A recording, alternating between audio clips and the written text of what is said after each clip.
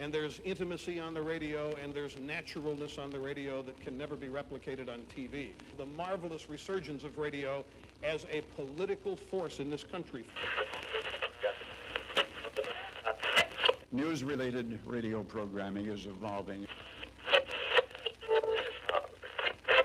There's a huge hole in our dialogue that can be filled by the synthesis of traditional radio and the freedom that comes from a live podcast. You're about to experience Cowboy State Politics live. Here we go.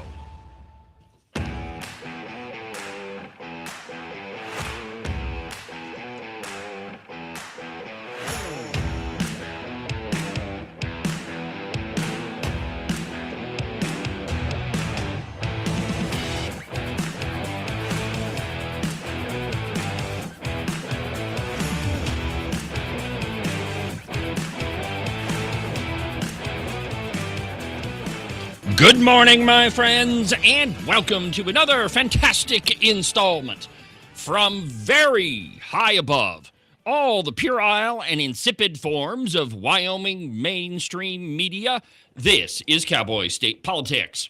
I, of course, am your illustrious host, David Iverson, firmly ensconced behind the silver Cowboy State Politics microphone and broadcasting to you from the base of the Bighorns at the Cowboy State Politics Studio in Sheridan, Wyoming.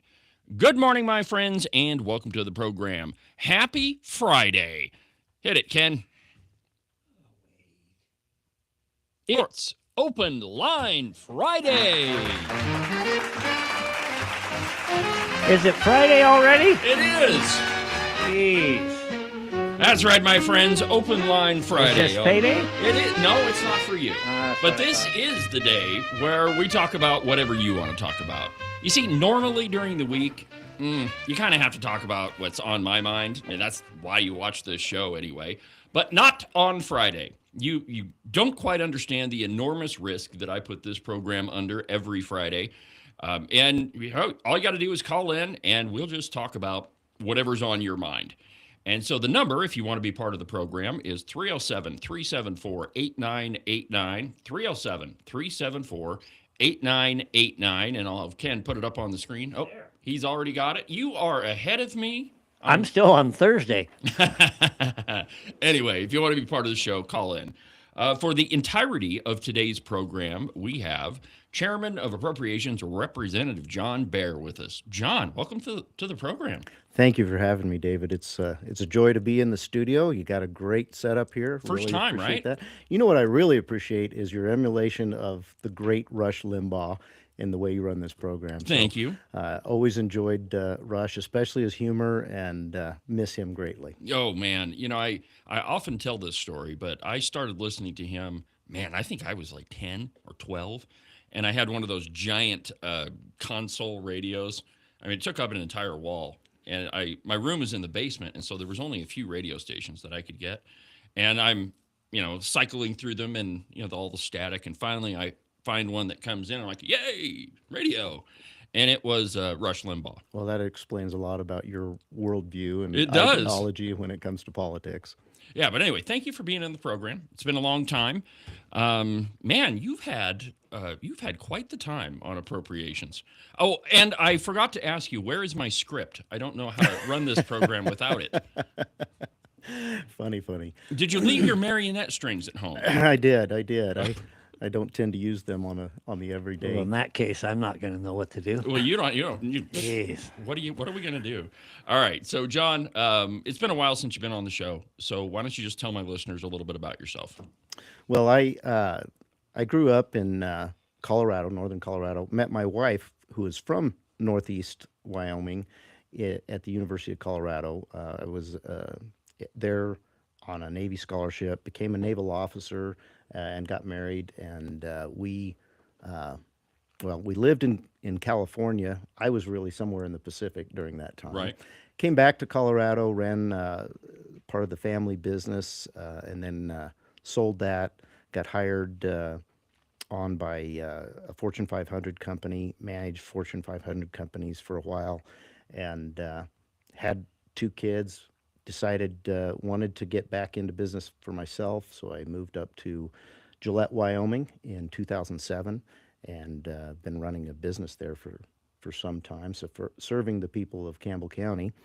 And those people asked me to run for office when there was an opening, and I did. And Just downhill from there. yeah, no, I think I spoke to a lot of my customers as they'd come into my business. They understood my political stance, and then when I campaigned, I was very clear what my ideology is and where I stand on things. I'm a fiscal conservative. I'm a social conservative, and the people seem to be happy with that and have been so far.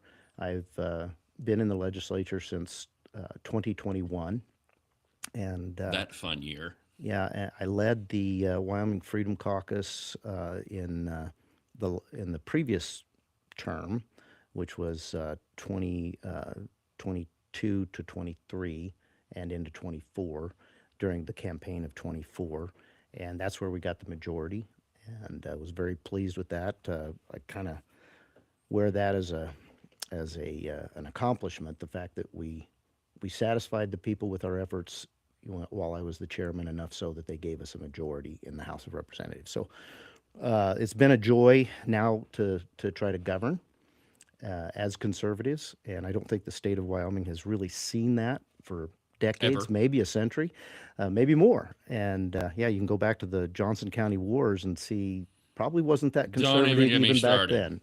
then. So, first question, and the Master Chief would have my hide if I didn't start here. So, first, which ship were you on? Were you on any ships? Yes. Talk to me about that. Yeah, I was surface warfare. I was on the USS Rourke. That's a fast frigate, and the word fast is really not, it's Not a really. misnomer. But we did anti-submarine warfare. I served as the gunnery officer, so I was in charge of all the guns and missiles for part of it, and then I got into engineering, which really enjoyed that. Basically ran the power plant, much like what you see, around here, especially in my neck of the woods Right. in Wyoming. And so very familiar with power plants and electrical distribution, and I enjoyed that time, but I was at sea a lot and didn't get to watch much of the beginnings of my children growing up. Right. So was really excited to get back on shore and get into the private sector. Well, as you all know, when you guys screw it up, you can really ask the people who know how to run it. And you're welcome, Jim. I did that one just for you. That is absolutely true. All right. So where I want to start out with is a piece in Wildfile this morning. And of course, the reason why we don't talk to Wildfile is, well, they're Wildfile. But there's a piece they have out this morning entitled, Where Wyoming's Gubernatorial Candidates Stand on Budget Cuts. And the reason I want to start here is there has been a lot of what I consider to be absolute misreporting, if that's even a word, mischaracterization, that's probably closer, of what's going on in the Appropriations Committee.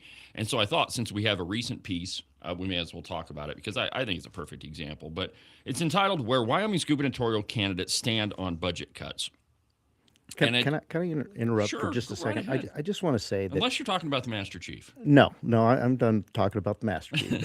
But Wise man. What I do want to say is that I'm really excited that there's this much media attention on the budget of the state of Wyoming. This has never happened, and I'll just remind the listeners that just 2 years ago in the previous budget, there was $1 billion difference between Yes. the House and the Senate. That's a significant thing. That should make the public ask, is there $1 billion that we could reduce in our spending or not? And that disappeared instantly, Yes. when Ogden Driscoll took back over the Senate team that was negotiating that budget. And that got 2 headlines. Yes. We have had 2 weeks of headlines on this budget. Now, I would just say that the cuts that we've made are pretty darn moderate. I think that there's more opportunity to cut more. We just don't want to shock the system. But boy, has it shocked the liberals. Wow. The big government Republicans are really in a turmoil right now. Yeah, they Sorry really to don't interrupt. like you guys. Sorry to interrupt your No, monologue there about this story, but No, I just think that's a good point, and it's an important one. And I want to take you back to, and we'll get to the piece here in just a second, but Back to the discussion about the Wyoming Business Council.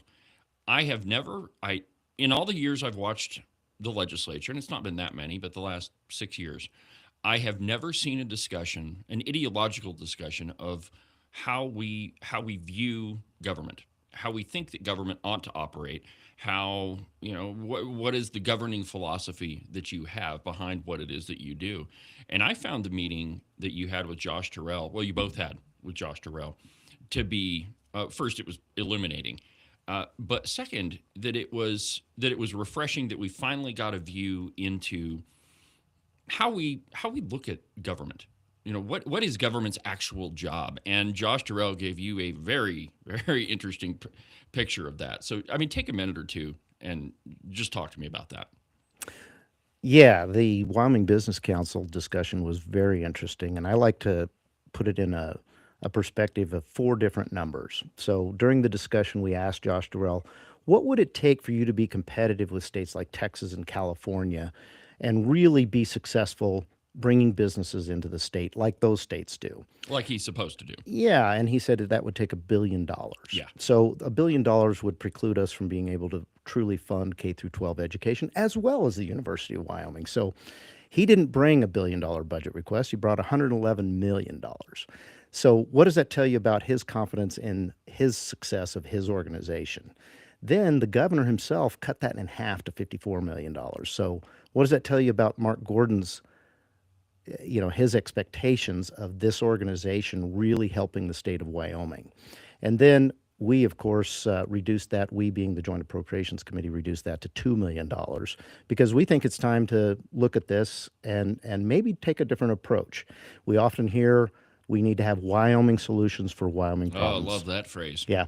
Well, it's misused, and it's really not what it sounds like. But we're constantly being told now that we've done this, that 49 other states have an economic development corporation or an economic development arm. And Josh Durrell testified that, unless you're giving money to businesses, they won't come. Yes. And I was on the Minerals Committee, which his agency would report to about 4 years ago. And we asked him, so do you tell these companies that you're trying to entice to come to the state of Wyoming, do you tell them that we have a very low tax structure, probably the lowest for businesses, that we have very limited regulations on these businesses? Or do you tell them that we have the cheapest, reliable energy source if they're a manufacturing company? And the answer was no. Wow. So these are things that we can do as a state that would be the Wyoming solution for a Wyoming problem. But we're not using it. No. In fact, we're doing what other states do by saying, here's a handout. And I think, Agent 29 was very adept at explaining the philosophy of a free market, of capitalism, and how governments interfering with that only leads to more and more problems. And I think that one of the reasons why you see such a explosion from the media on this topic is they got exposed. Like their governing philosophy was shown to everybody. That, we don't believe in the free market. We think that the free market is broken. In fact, Josh Durrell said that he doesn't even think that it really exists. Excuse me, it exists as a model in those ivory tower type Some institutions. remote comment. And John, your response to that was terrific. When you went and talked about the universities and the woke mindedness of the universities, it kind of exposes who these people really are. When he says it's my responsibility, it's my job to develop a system, that's called the free market. We already have one. All right, so let's go ahead and take a call. And let's see here. Who do we got? Brent. It has been so long since we've talked. It's Brent being here again, calling from Cody. How are you, buddy? Just calling in about these cuts to Wyoming Business Council and UW. Right on, man. So first, how you been? Uh-oh. I don't think you can hear me, Ken. Uh-oh. Hold on a minute, Brent.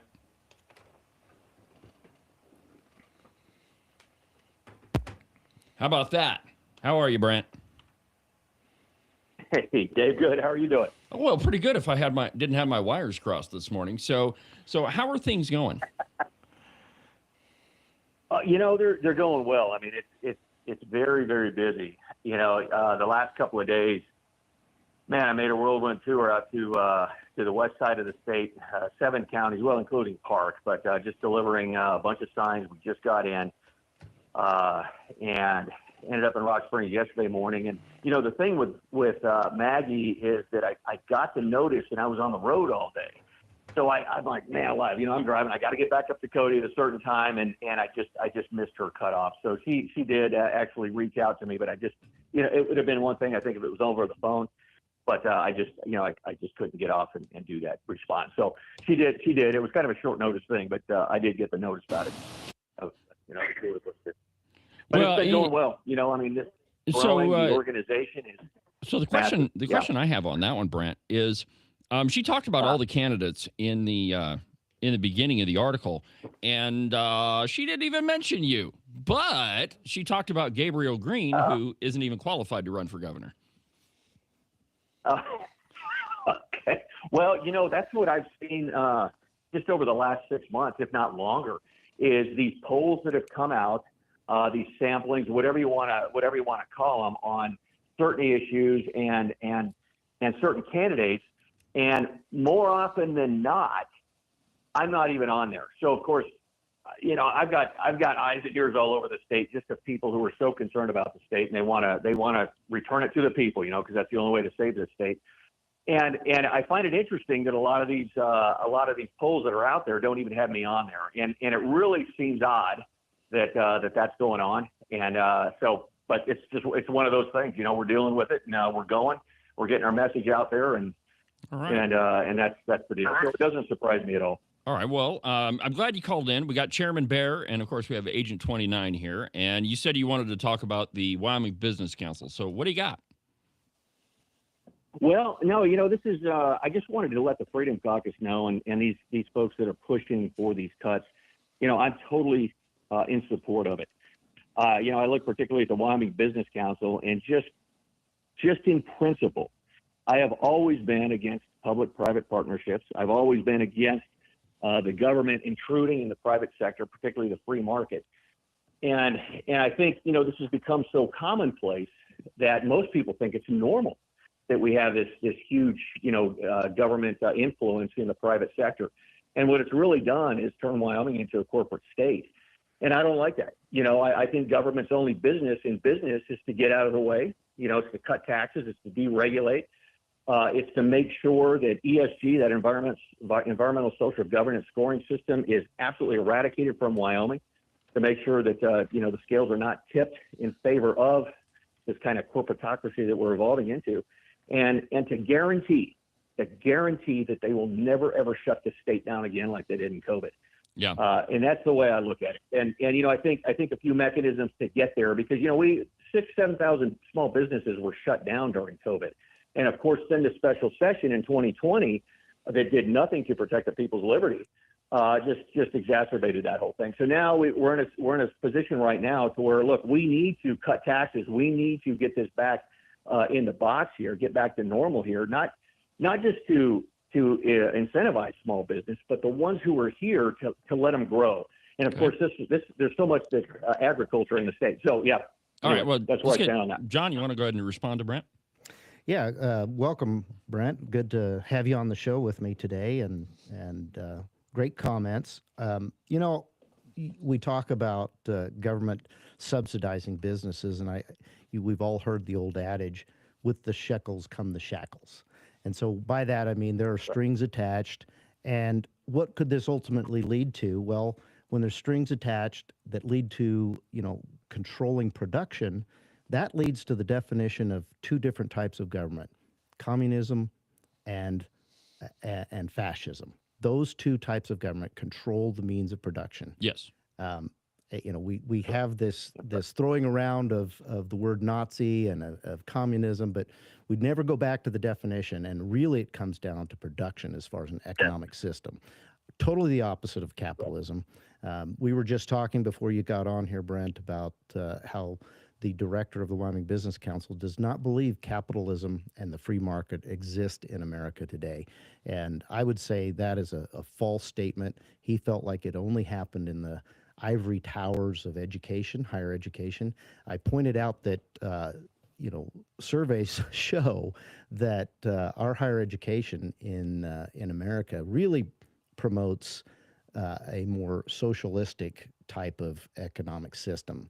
And they don't give capitalism the credit for all the great things it's done, especially in America, making America the greatest nation on earth and in history. And I would say that, my background, Ken was just talking about a comment I made in response to that. My background, I have an economics degree from the University of Colorado. And of course, that's always been a liberal school, but I never really learned much about Friedman and Keynesian. We learned about Keynesian economics. And so, I had to go outside of the university to really study the successes of capitalism. And we're getting far afield of that today. And David had just mentioned that, the people believe that the only way you can do this, the only way you can have economic growth is to have government involvement. And I think the conservatives in the Wyoming legislature are prepared to reject that and come up with a different solution for promoting businesses. And the first thing in our mind is to have those low taxes that you mentioned, Brent, and those limited regulations. I was just gonna, I think that's great. Yeah, go ahead. I'm sorry. I wanted to throw something in there real quick. You started out your monologue there, John, talking about strings. And I've got to say, if there's anybody in the Wyoming legislature that understands strings, that would be John. That would be you. Let's just say I'm going to be the guy that's in the business of cutting the strings. How's that? Lex Luthor in the studio. There we go. All right, Brett. Well, while I've got you on here, where are you headed next? Next, I'll be over at in Gillette on the 2nd, and then John Patriot meeting over there, and then on the 3rd I'll be in Sheridan at the Sheridan County Republican Women's, and it's all posted on the website brentbn.com, and then from there I'll be down at the legislative session. We've got a lot of interaction, of course, with the legislators down there, and of course I'm gonna really be pimping them, cut these taxes, and also we've got several events down there, both in Cheyenne and Laramie, and then I'll finish that up with an event up in Glen Rock on the 12th of February, and then I'll head back up here, and then we'll recage. And folks, if you want to know, and I'm on board all the questions out there. If I don't know the answer, I'll tell you that. But I tell you, I've got a plan for most of the stuff that needs to happen, and so much of this just distills down to those principled conservative ideals. And we got to remember that the left hates two things. They hate the thought of individual sovereignty and self-governance, and those are the two principles around which our entire national and state constitution are written. So we got to remember that without our freedom, we have nothing. And the only way, folks, to save this state, the only way is to return it to the people. Let's not give it back to the people, because it was never the government's in the first place, but the government's taking it from the people, so we have to return it to the people. And that, that's all those things that need to happen, starting with taxes, starting with our elections, our vote, our education, and of course our energy, and then our agriculture. We got to return that to the people. So, but BrentBN.com, go up there, and I'll look forward to seeing all you guys out there. Hey, Brent, this is John Bear. I just wanted to ask you a question. In all your travels across the state, talking to the good people of Wyoming, what we're hearing recently from some local elected officials, mostly, some of these big government Republicans as well, is that the people never really wanted this tax relief that the legislature provided last year. And I'm assuming that your efforts to get the ballot initiative on the ballot for even more tax relief, that you got 30,000 signatures across the state. But are you hearing pushback that, no, we don't want property tax relief, that we're happy we never wanted any in the first place? John, absolutely not. And in all, we got about 44,000 signatures. About just over 30,000 were actually verified as Wyoming residents. that were eligible to be counted in that. But absolutely not. What we're hearing is a bunch of false narratives, and this is what I'm telling the legislators, the city councils, those that are conservative, any of the county commissioners that are on the conservative side of this, because we have to realize that the Republican Party in Wyoming has been completely co-opted. Most of these people would be Democrats in surrounding states or any other state. But the only way to win an election in Wyoming is you have to have an R behind your name. That's why we never make national news in elections, because a Republican always wins. It just comes down to that flavor. And I look for people who are 80% or above, and to really deal with. But back to your point on taxes, is that was one of the last time I ran, that was one of the biggest issues I heard was residential property taxes, just tax in general. And in Wyoming, we're one of the handful of states, well, a clump of states, I don't have the numbers off the top of my head, where the people cannot actually change the Constitution. Okay, most states out there, the people can change the Constitution via the same means that we did with the tax ballot initiative. In Wyoming, the most the people can do is change a statute, and that's what we ended up doing. And so it was one of those things that, I heard it from all over the state just a few years ago. And then, of course, now it's even a bigger issue, because what we've got in there, and this is what really gets me with government has to get out of the business of assessing private properties, right? They have to get out of that. And there's one statute we could pull out, 3913-103, I think is what it is, that would take DOR, the Department of Revenue, out of the business of manipulating fair market value. And we also need to get rid of the CAMA system, the computer-assisted mass appraisal system, on how they appraise all these homes. And because I think these things have been so hyperinflated. And the thing is we are, whether people like it or not, we are a blue-collar state. We are a retirement state. And, we got close to 40% of the folks out there that are living on fixed income. And I've entertained so many calls, and I still get them occasionally, not as often, just because I'm out on the road so much, about people who can't afford to pay their residential property tax, but they've had their home for several generations. It's been paid off for several generations, and they're just about ready to lose their home. And I mean, and granted, I got these, I understand there's a bunch of exemptions, but I want to see actual reform in this. And I equate that also to, I typically ask folks, how many people in the room own their home outright? I'll get a certain number of hands. And of course, they're not compelled to participate by any means. Who here has the deed to their property? Same hands come up. I said, guys, I got to tell you, not a single person in this doggone state owns their property. The assessor owns it. All you get is a warranty deed.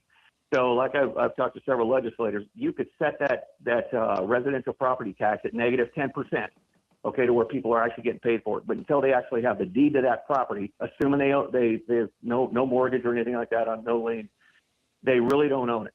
And that's one of the two primary reasons we came over here from England, 200 some odd years ago, is religious liberty and private property rights. Right. And we really don't have that in this state, and I want people to have it. Fair enough. Hey, Brent, I appreciate you calling in, man. We got to run.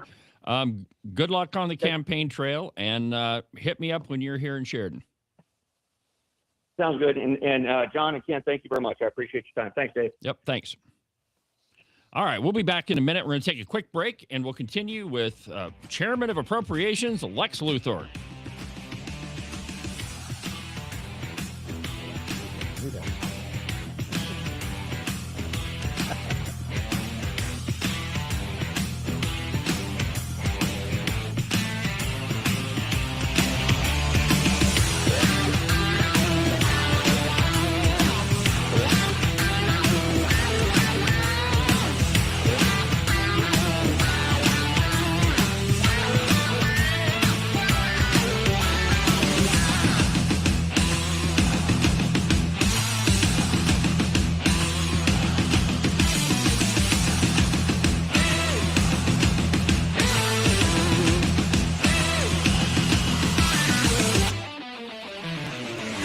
Are you tired of all the meaningless political drivel floating around right now? Endless commentary that really doesn't have anything backing it up?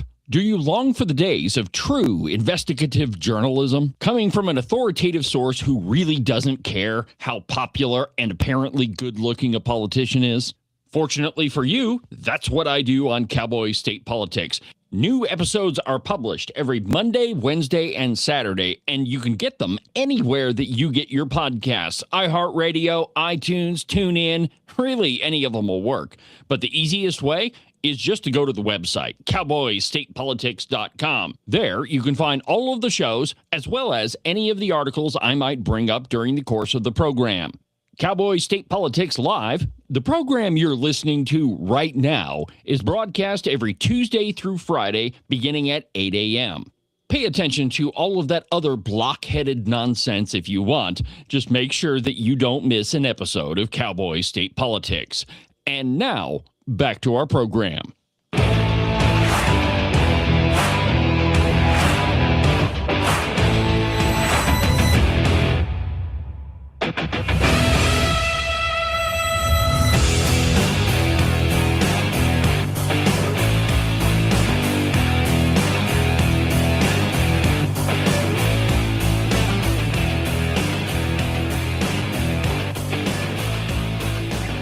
Welcome back to the program. It's Cowboy State Politics Live. It's Open Line Friday. If you want to be part of the show, it's 307-374-8989. That's the number to call in here right into the studio. So go ahead and give me a call.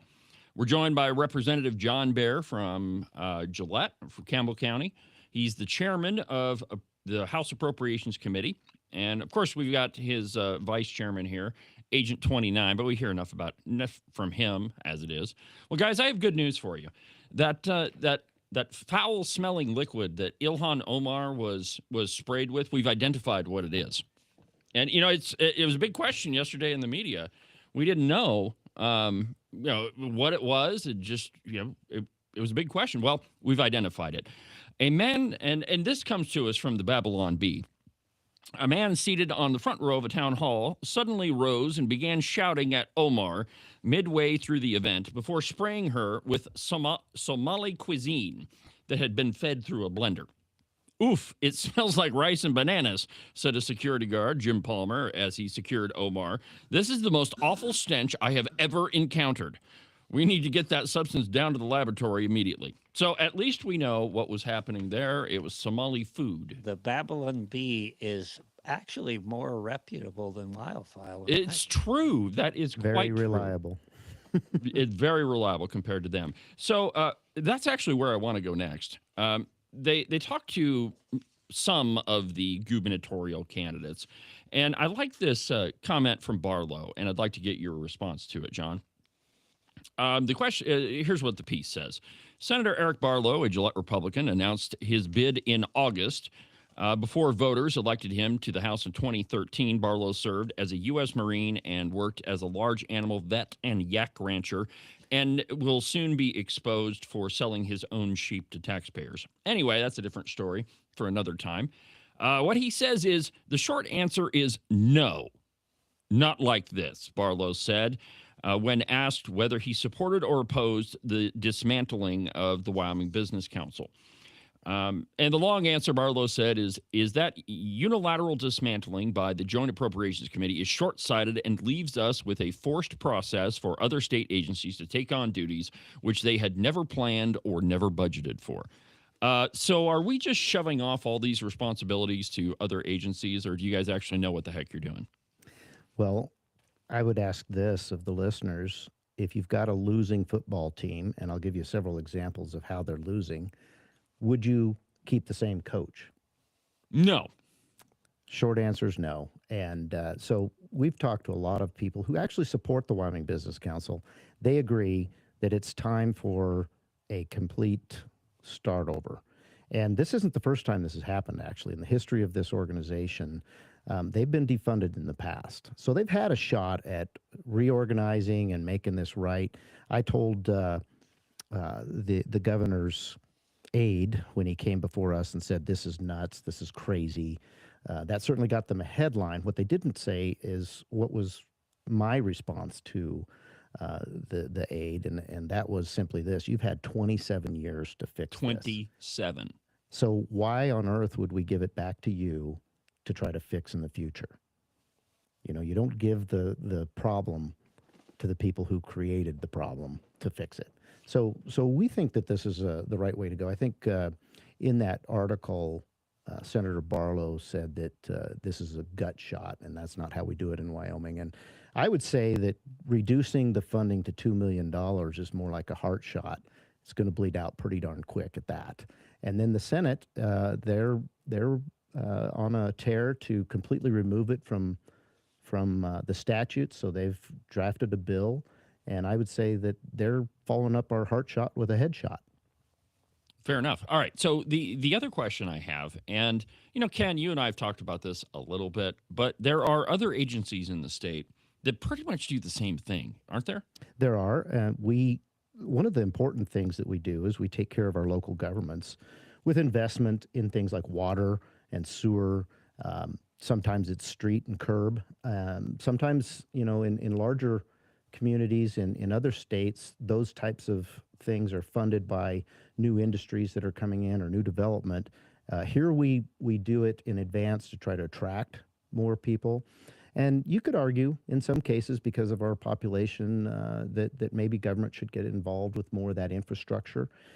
But we were doing that long before the Wyoming Business Council came along. So I would say we can go back to doing it the old way at a minimum. We may choose a new way. But back to what I was saying before about advertising the advantages of doing business in Wyoming, that is what a business council really should be doing for the state of Wyoming. We can't compete financially. We put too much burden on the taxpayers of Wyoming.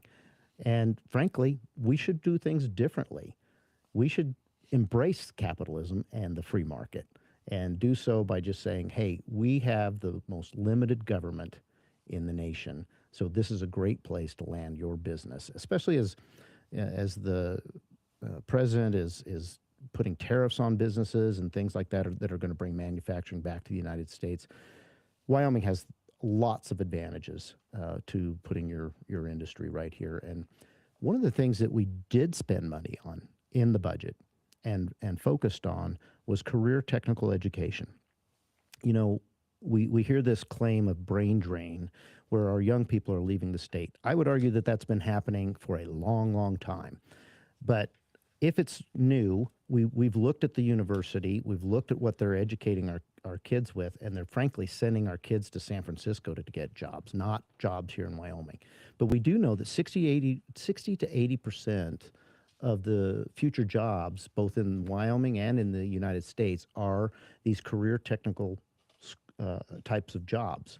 And so we're focusing on that. We added $6 million to the budget for the University of Wyoming's College of Education to train teachers in CTE. We added $7.5 million to the community colleges so that young people who want to continue their education in CTE beyond what they got in high school, they'll be able to do that at the community colleges in Wyoming. So we're really focused on that, and I think it's getting the attention of some of these investors and businesses around the world. So we're committed to doing the right thing. I wanted to interject something that maybe has been left out of the conversation thus far, and that is that there was an impetus for everything that we're doing.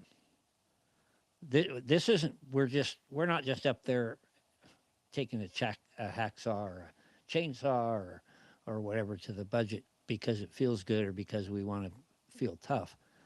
We hired the LSO to send up a warning flag if there's a problem.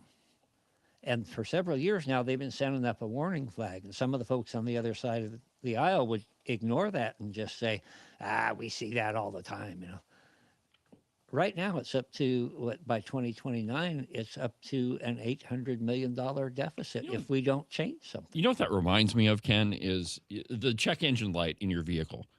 A lot of us, you see that thing come on and like, don't worry about that. It's no big deal. It's just a sensor somewhere. And then, 2 weeks later, your engine explodes and you wonder why, why that is. Well, your car warned you about it.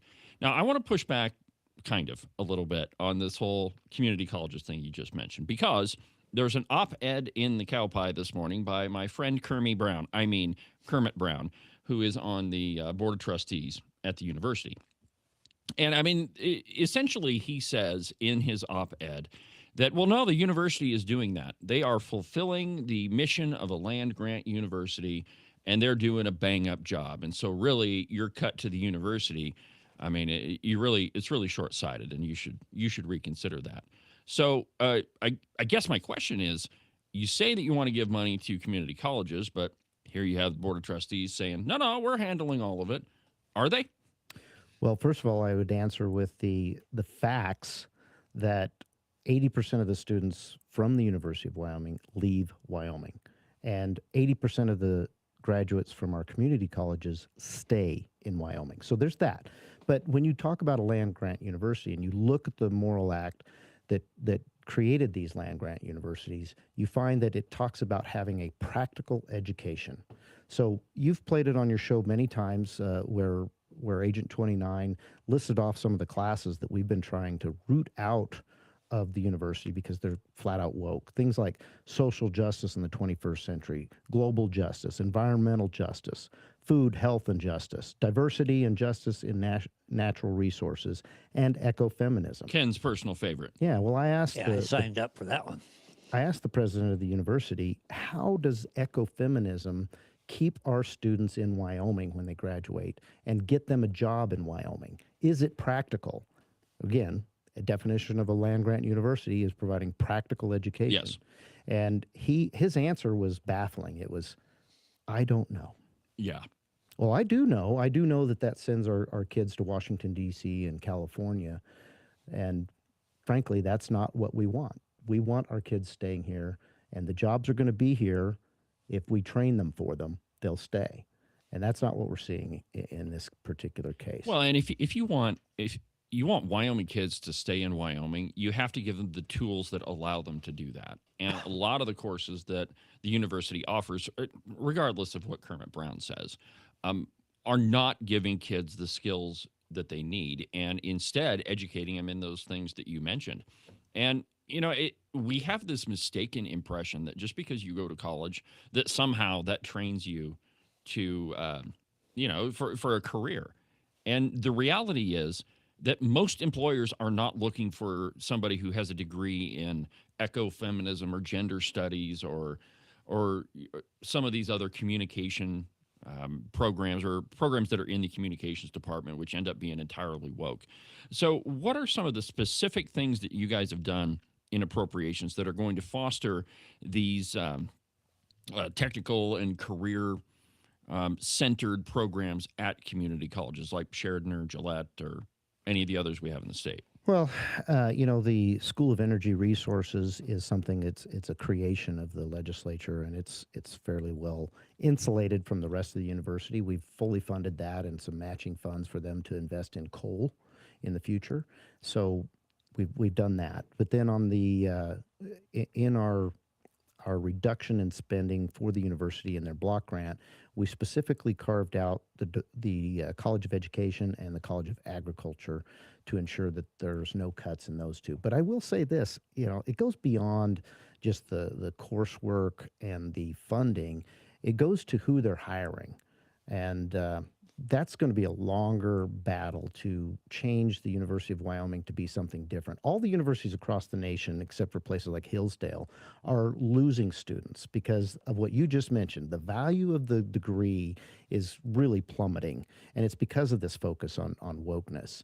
But at the College of Ag, we're hearing stories that the professors are telling the students who go there because they love agriculture to begin with, and they're telling them that, hey, this ranching, this is bad for the environment, and yeah, steak, terrible for the environment. Yeah, well, I would argue that our farmers and our ranchers are the greatest true environmentalists in the world, and they really are doing it in a way that is not detrimental to humanity, whereas the quote-unquote environmentalists, they just don't want humans to exist. Yes.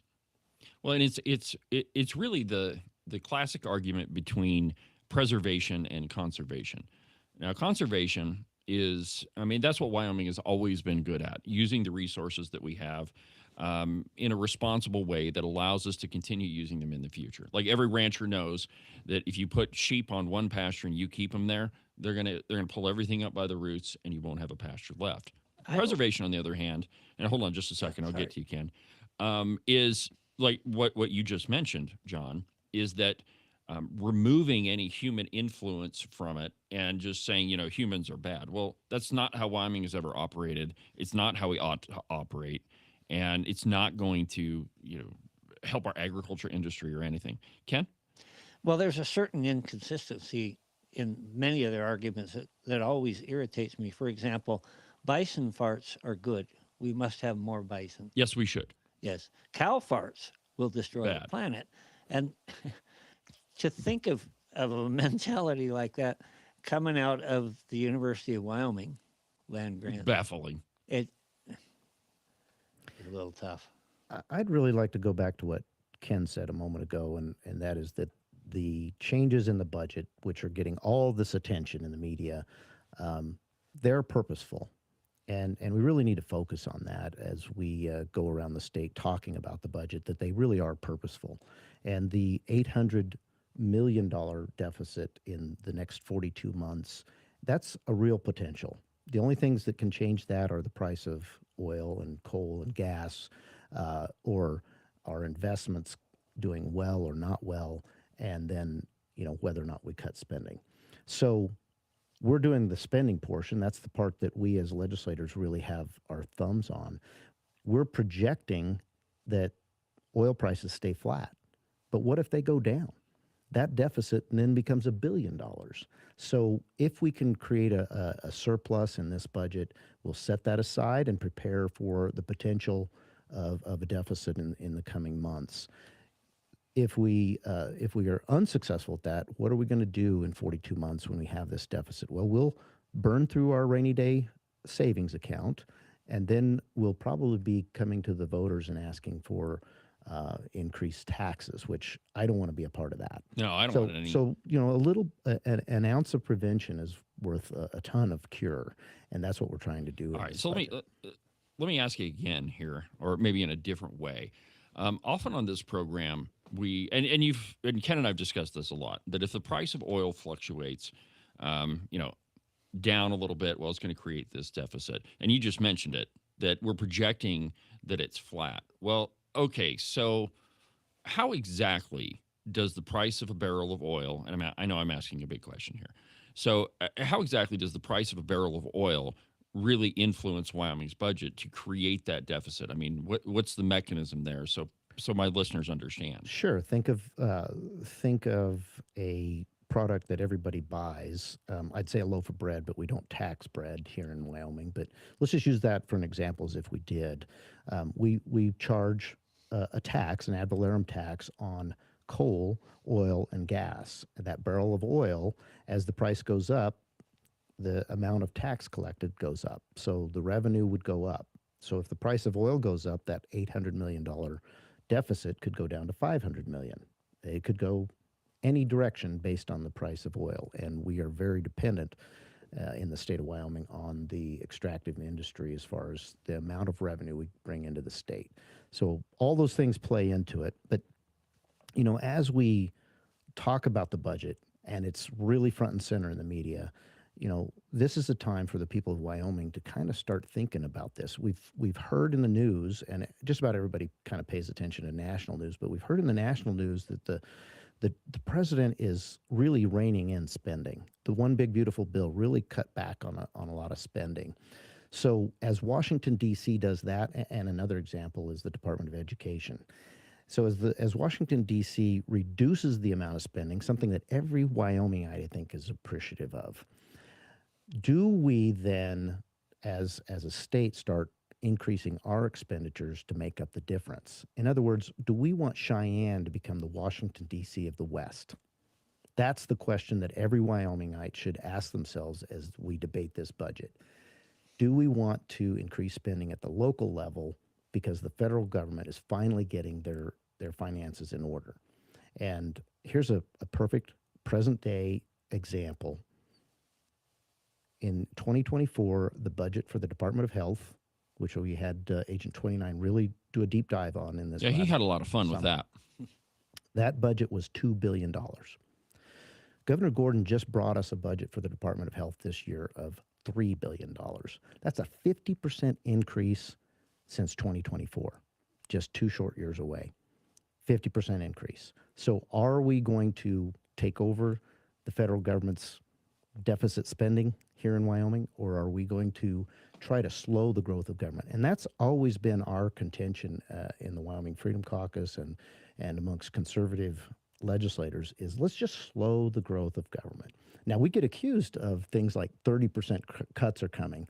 I think every agency was expecting that in this budget session, and they, behind the scenes, are probably, have a big sigh of relief that none of them got a 30% cut. What did we do?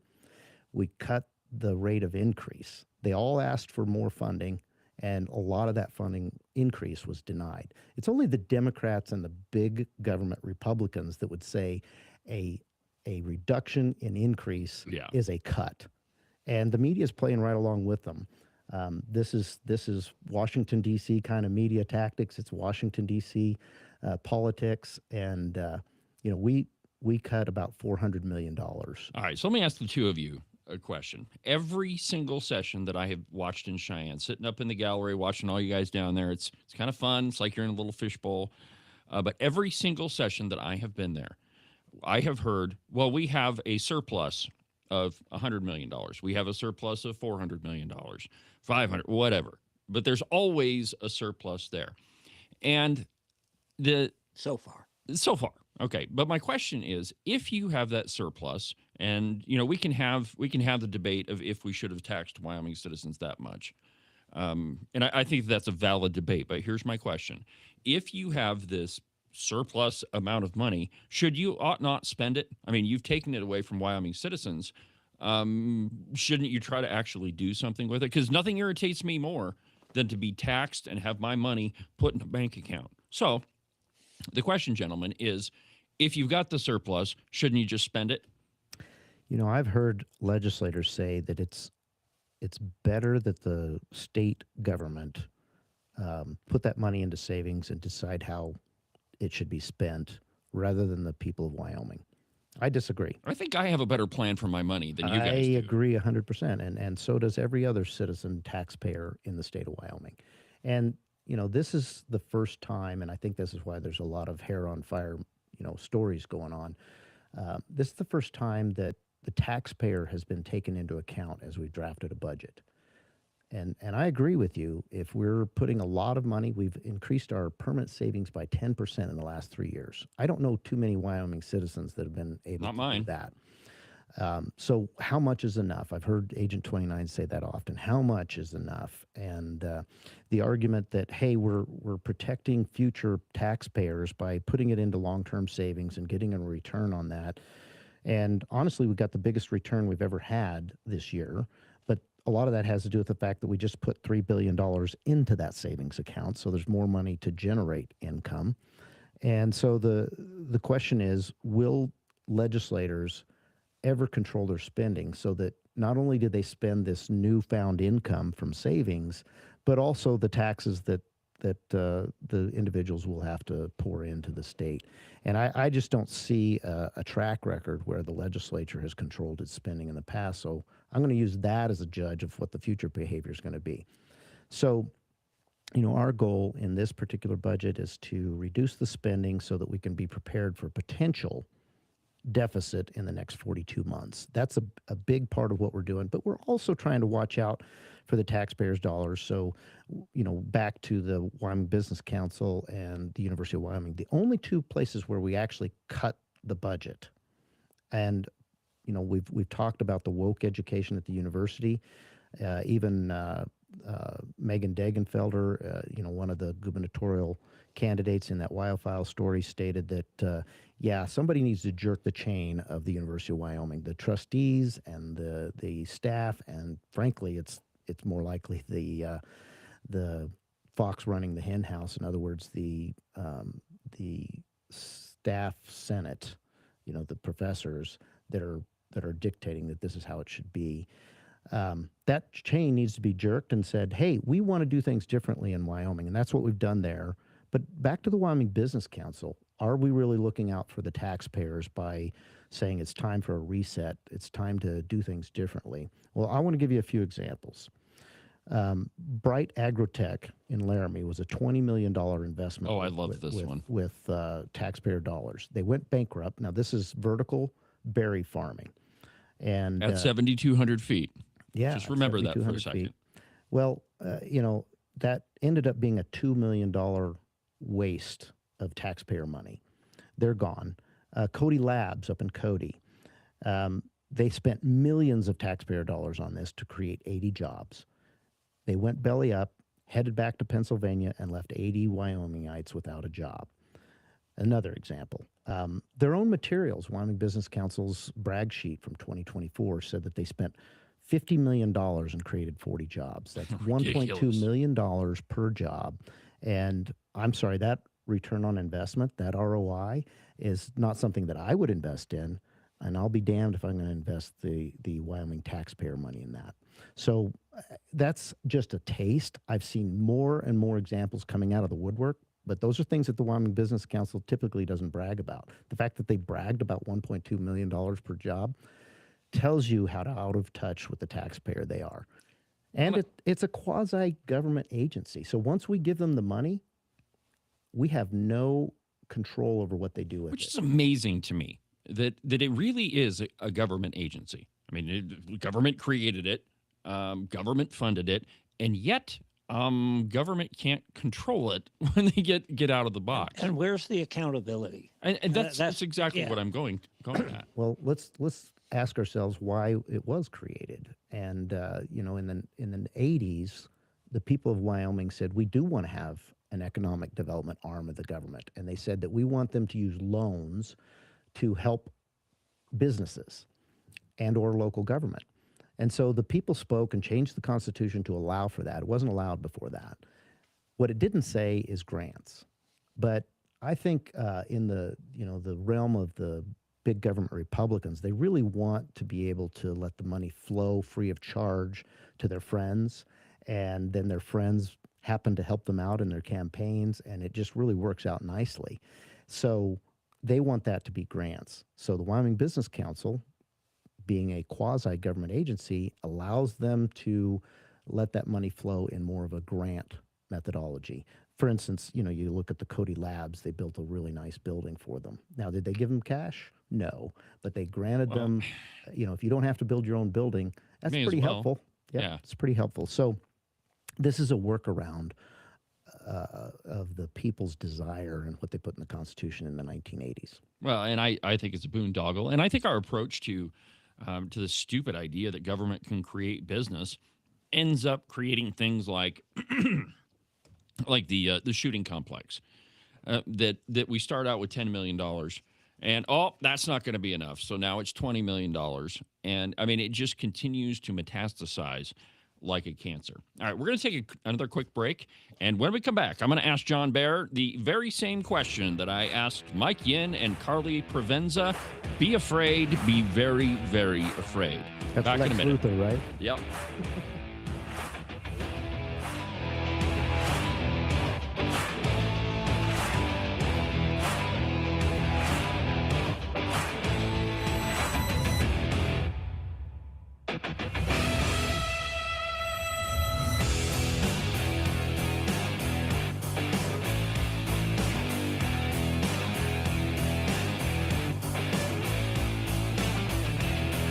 Make sure that you subscribe and follow the Cowboy State Politics podcast. You can do that from the website, cowboystatepolitics.com, or anywhere that you get your podcasts.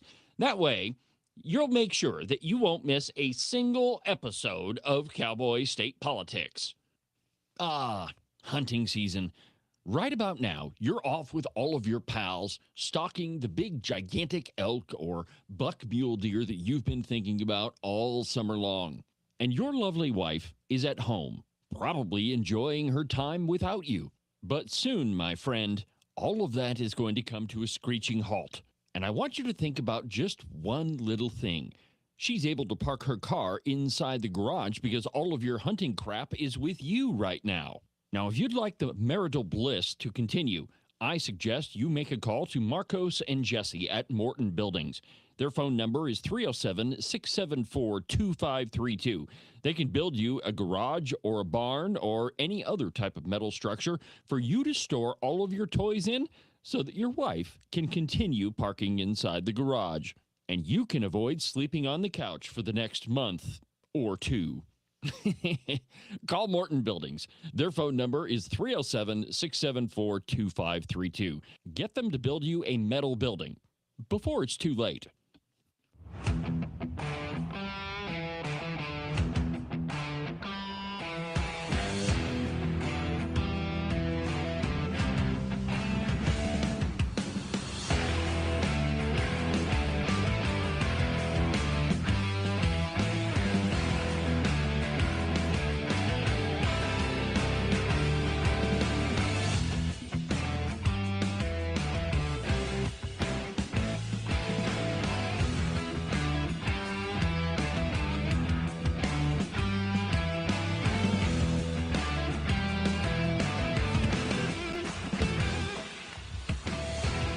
Welcome back to the program, Cowboy State Politics Live on a Friday. It's Open Line Friday here on the show.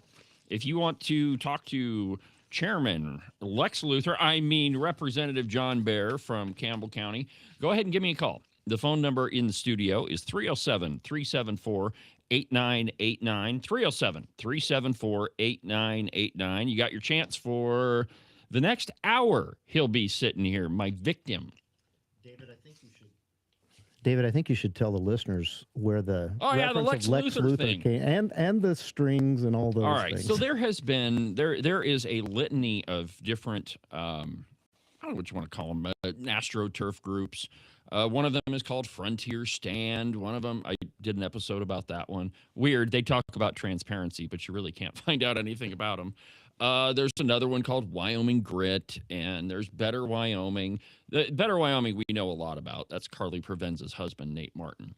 But anyway, there have been a lot of memes going around online, and there's one of them of John as Lex Luthor. And, it makes him seem really sinister, and he's got his hands holding all the strings of the marionette dolls. And it's classic liberal media trying to create a villain. And I mean, that's exactly what they're doing, but where one doesn't really exist. So the next thing I want to talk to you about is I don't think that anybody can deny that the rhetoric that we hear in the media, social media, is, I would say it's definitely way out of the box. I've got a piece here about a Senate candidate in Ohio, I think. No, excuse me, Attorney General candidate in Ohio. And he put out a video that he said that he's going to kill Donald Trump. Wow. Yeah, here, let's go ahead and play the video just so you know what we're talking about, Ken. That's the one video in the show prep. No, that's my screen. It's on your screen. I gave it to you. Yeah. Yeah, too many buttons to push. There he is. All right, watch this. Hi, this is Elliot Forehand, candidate for Ohio Attorney General. I want to tell you what I mean when I say that I am going to kill Donald Trump. I mean, I'm going to obtain a conviction rendered by a jury of his peers at a standard of proof beyond a reasonable doubt, based on evidence presented at a trial conducted in accordance with the requirements of due process, resulting in a sentence duly executed of capital punishment. That is what I mean when I say that I am going to kill Donald Trump. Okay, so that's pretty crazy. Now, I haven't seen anything like that in Wyoming. However, there's been a lot of stuff, the Lex Luthor thing. I think if you look on both sides of the political aisle, we've probably all seen posts that, they just get pretty nasty. So here's the question. It is very difficult for anybody to have a conversation if we're just screaming at each other. And a lot of what I see on social media, I mean, I'll take responsibility for my part in this whole business. If there's been some crazy things that have said, I personally don't think I've done anything like that. But if you do, then I will take responsibility for it. So the question for you, John, is how do we turn down the volume knob a little bit so that we can all sit down and have a conversation and maybe solve some things? How do we do that? I think that we focus on the policies and debate the policies, the ideas. And what we've gotten away from is really holding on to a worldview and an idea set and being able to defend it. And so when people come to the end of what they know, it's pretty natural if you still want to hold on to that, but you're being attacked in a debate. And I don't mean attacked. I mean your ideas are being challenged. Right. Then that's when people who really don't have an understanding of what they believe and why they believe it tend to turn to personal attacks. And we as conservatives have got to know what we know and be able to defend it. And for me, that means, where does my belief system come from? And for me, every decision I make starts with morality. What is the moral standard for this particular issue? And then I can go from there to the Constitution, which I believe both our national and our state constitution are very moral documents based on, I would agree, biblical standards. And so, I really believe in the Holy Scriptures as a foundational moral standard. It's well beyond my own personal capabilities to be that moral. So it's always striving for a higher level of morality. And I believe I can defend most every one of the stances that I take based on that morality and understanding where it comes from. If I didn't have that, I would be very challenged to defend my position in a lot of things. And then I would either have to give in and say, okay, you win, I've lost, or God forbid, I would resort to actually calling names and screaming. And now, for the record, I have not seen anything from either one of you that even comes close to a lot of the stuff that I've seen from the left. I mean, but I think that my question is, all right, so we're having a little bit of a problem getting people to talk to one another, and in my personal situation, like, I don't think that I have said anything that's really crazy or called people some really nasty names. I've never once said, let's give them 1793 France. I've never stood on a street corner holding a sign with a swastika on it. And I've never done any of those things, and you two haven't either.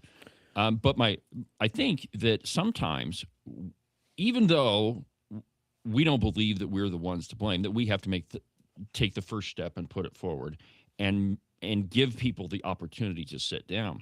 That's why on this program, and this is all of this credit goes to Agent 29, but we've made a real effort to get some people in here that we fundamentally disagree with and just sit down and have a conversation because, we're not going to solve anything if we keep screaming at each other. yeah, and I agree with that. But I would say that the reason that you and Ken and hopefully myself have not resorted to that is because we never would. I wouldn't. Well, we never stop trying to learn.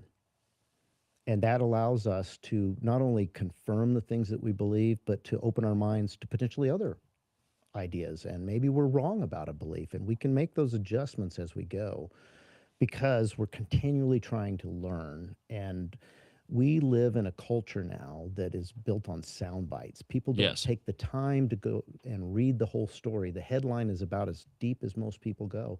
And that's what leads to what you're describing, this lack of a willingness to debate the ideas civilly. So until people are willing to really dig in, I don't think you're going to solve this problem. People need to, and this is where universities really could help if they really worked on their, the ability to have a debate over ideas on the campus, which, I think the university has taken some good steps in that direction. Sure. With and Charlie Kirk on campus, speech. I think that was a good first step. Yeah, the free speech initiative that I think Gabe Saint has played a big role in, and some other people, and Ed Seidel has certainly worked hard on making the University of Wyoming different, and I'll give him credit for that. That is a move in the right direction. Made a big effort to do that. I think you're right. But look at how many years we've stifled that. So it's going to take a long time to get a culture back to where we really know what we know, and we believe it, and we can defend it, and do it civilly. All right. At the risk of making everybody's eyes glaze over, let's talk about some specific budget cuts that you guys have done. The one of them that I don't know, maybe you guys will agree with this, but I think you may have stepped in it a little bit, is with this whole $58 million for the, was it the tribal hospital? Yeah. The federal funds. So just talk to me about that. Sure. What happened? So the first thing I would say about this is we approved 94 million without question. And that was in the budget for the last 10, 15 years. And we approved, just like our predecessors did, that 94 million. When this $58 million request came along, that's more than a 60% increase. And I hope that the people of Wyoming, especially the ones that elected Ken and I, would appreciate us saying, wait a minute, let's pump the brakes. Why the heck is there a 60% increase? Now, not all the knowledge and answer to that question came before we had to make a decision. And so we made the decision that we're not gonna allow this until we know more. And so we said no. Our colleagues said, oh, you're gonna cut services. And I fell for that since they'd been on the committee for kind way of putting it. almost a decade. And I agreed with them, this may cut services, but I reiterated what I said at the beginning of the budget markup, and that is that we're going to do this different. We're going to represent the people of Wyoming and the taxpayers in particular as we craft this budget. We've heard from the bureaucrats and how much they need more money, and some of it's very legitimate, but we're not going to just willy-nilly grow government just because the bureaucrats say we need to. We're going to look out for the taxpayer. And I used that argument when they were saying we may be cutting, well, they said we will be cutting services. And the reality was this $58 million never would have cut services because the $58 million is on automatic with the federal government. They're going to pay whatever the Indian tribes request, they're going to get paid. So had the legislature said no to the $58 million, all they're saying is to the governor, we're not authorizing that spending. But the governor can go directly to the feds and get the money anytime he wants, and that's what he's been doing for about 10 years.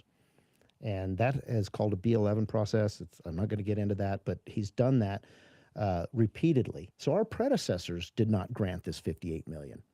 The very Lloyd Larson that's screaming that this was the wrong thing to do has avoided doing this very thing and is accusing us of being disingenuous and trying to hurt the tribes. The reality is he never granted the $58 million. And had we not put the brakes on, the $58 million wouldn't have turned into $41 million. Right. When they did the math, based on what the Fed said is going to be the increases over the next year, it removed $17 million. That's significant. Yes. $17 million just because we pumped the brakes. So I would say that I learned a lesson. I'm not. Don't listen to Lloyd Larson. Well, and don't listen to Ogden Driscoll or Mike Guru because they're going to sensationalize things and try to get their way by mistruths or lies or however you want to characterize it. They're not trustworthy when it comes to talking about what this funding really does. Well, and they feed you a lot of Horse crap. All right. Well, and go ahead, Ked, before I Well, go there. Now that was a funny That was funny. moment in time. Who pressed him to that point? Lex Luthor did that. Yeah. I'm pretty sure. So I witnessed something when, the tribes came out and there was a tribal commission. We had the meeting and they were prepared to appeal to get the Medicaid money. And one of the things that made me really sad in that was several of them came out after they realized that they were going to be fully funded, that was never really in jeopardy. And they said, if we don't get that money, we'll die. That's what they said? Several. I think there were at least 3 different people that said Yeah, that. I heard it. And I was shocked by that. I cannot imagine being in a position where my life depended on money from the federal government. And I'm not pointing a finger at them and saying they're horrible people or whatever. I'm just saying, what kind of system have we built where people feel like that? If I don't get my government check, I will die. This Amazing. is not the role of government. No. And, one thing I don't want to get lost in this whole conversation, and this may start out seeming a little obtuse, but in the budget book, there's this whole form. And I can't remember which page. I think it's like page 15 or something. But it's a form, and it shows you how you craft a budget. And the first column is, and you guys correct me if I'm wrong, but one of the first columns is what'd you spend last year? And then the next column says, how much would it take you to do the exact same thing that you did last year, but do it this year? And then the column after that is, what do you want to add on top? The gravy. Well, the fascinating thing about the governor's budget is, I believe the first column that I mentioned, what'd you do last year, was like $11.5 billion. You look at the next column, what would it take you to do the same thing? And it says $9.5 billion. Let me explain that. Yeah. So the first figure includes one-time spending. So if you're going to build a building, you don't have to keep building the building. You spend it one time. So the reason the first column says this is what you spent last year is greater than what it would take to provide the same There's no building. service. You're not building the building. So those were one-time costs being removed. That's what caused that reduction. But that second column, as you mentioned, that's what no growth in government would look like. Yes. And that's a little less than $10 billion.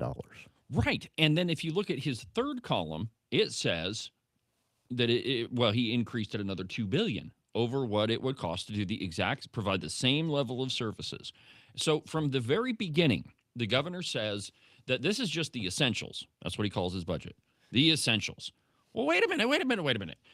Your budget form says that your essentials, what it would take for you to do exactly what we did before, is $9 billion or 9.5 or whatever the number was.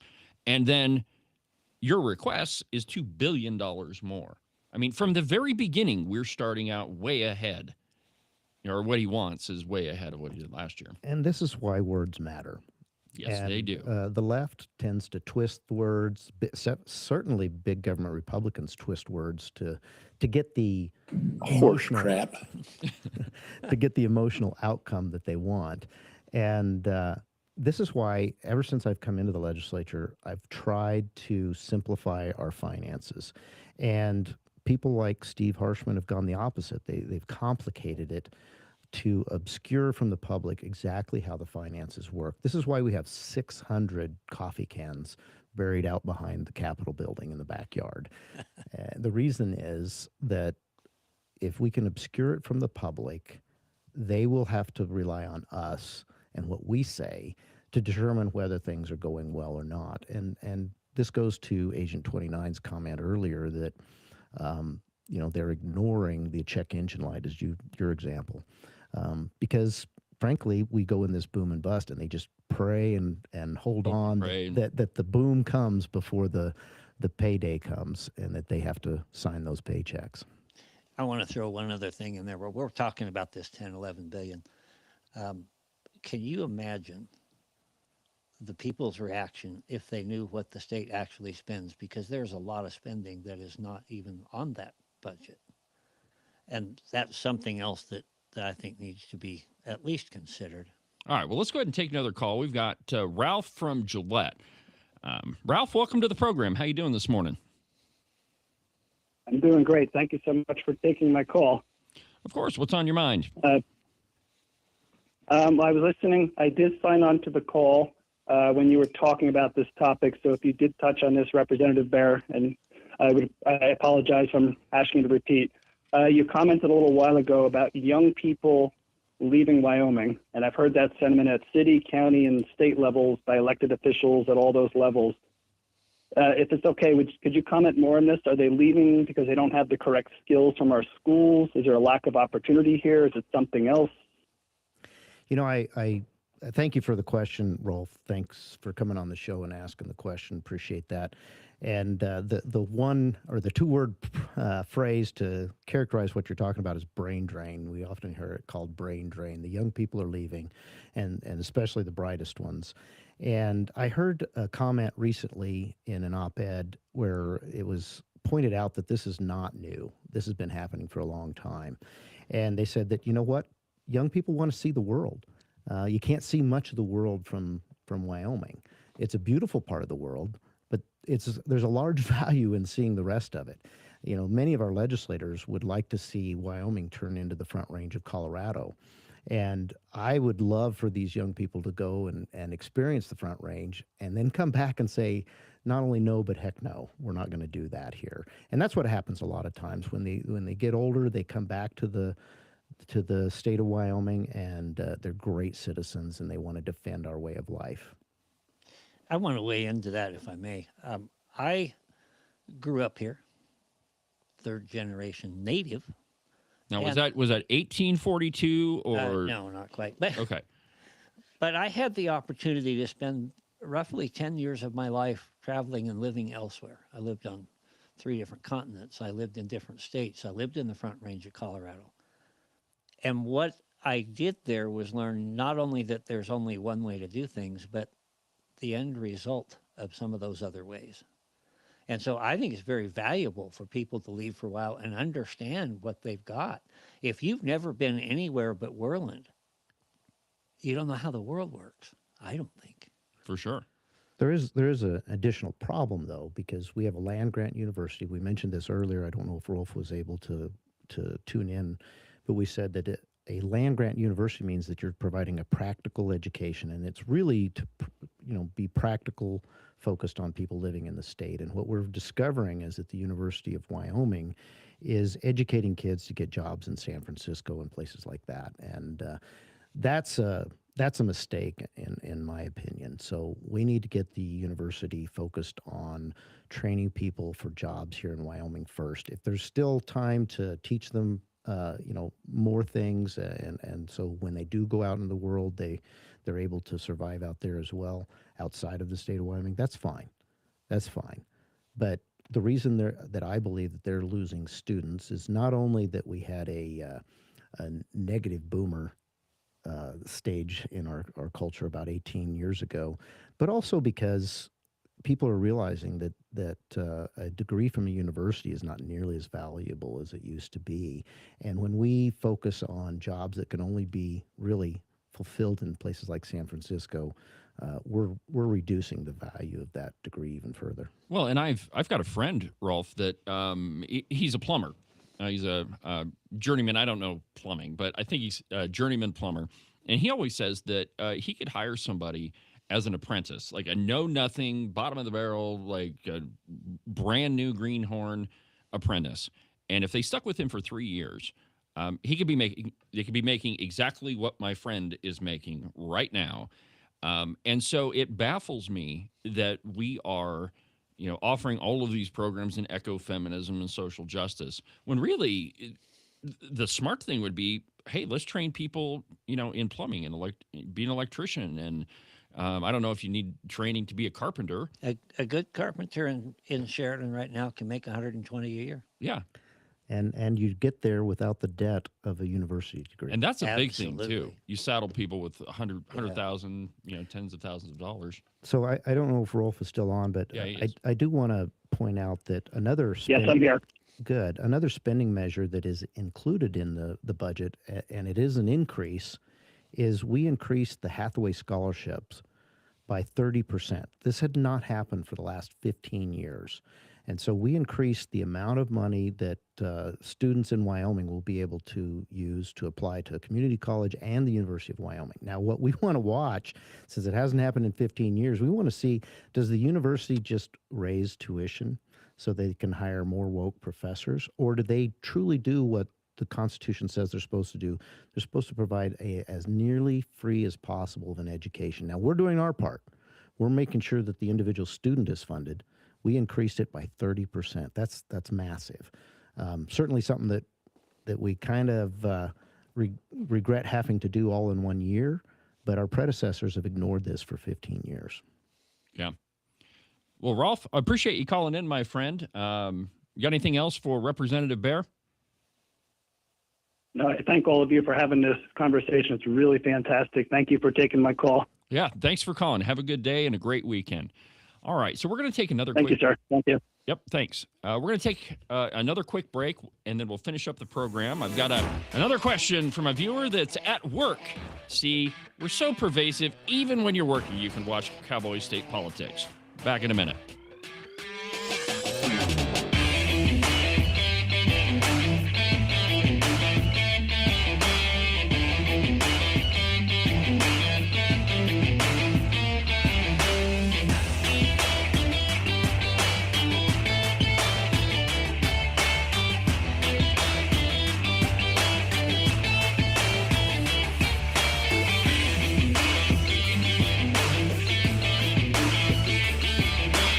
Yeah, I know. The weather seems to be toying with us. 60 one day, 42 the next, and pretty soon, my friends, those 6s and 4s are going to turn into 3s and 2s.